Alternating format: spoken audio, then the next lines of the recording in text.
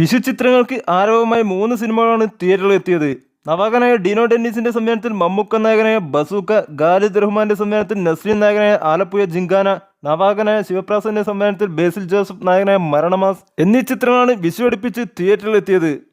ആദ്യ ഷോകൾ പിന്നിടുമ്പോൾ 3 ചിത്രങ്ങൾക്കും സാമൂഹ്യ മാധ്യമങ്ങളിൽ സമ്മിശ്ര പ്രതികരണമാണ് ലഭിക്കുന്നത്. ബസൂക്ക മമ്മൂക്കയുടെ സ്റ്റൈലിഷ് കഥാപാത്രവും ഡിനോ ഡെന്നിസിന്റെ പുതുമയാർന്ന മേക്കിംഗ് കൊണ്ട് കൈയടി ലഭിക്കുന്നുണ്ട്. മമ്മൂക്കയുടെ വൺമാൻ ഷോ തന്നെയാണ് സിനിമയിൽ കാണാനാവുന്നത്. സിനിമയുടെ ആരംഭത്തിൽ കാണിക്കുന്ന മെഗാസ്റ്റാർ ടൈറ്റിൽ കാർഡിന് മികച്ച പ്രതികരണമാണ് ലഭിക്കുന്നത്.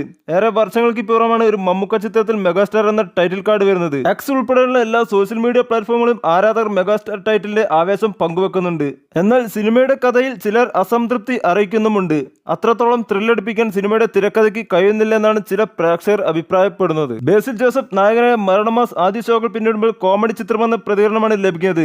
ബേസിൽ ജോസഫിന്റെ പ്രകടനം തന്നെയാണ് സിനിമയുടെ ഹൈലൈറ്റായി എല്ലാവരും പറയുന്നത്. സുരേഷ് കൃഷ്ണ, രാജേഷ് മാധവൻ, ബാബു ആന്റണി തുടങ്ങിയവരുടെ പ്രകടനങ്ങൾക്കും മികച്ച പ്രതികരണം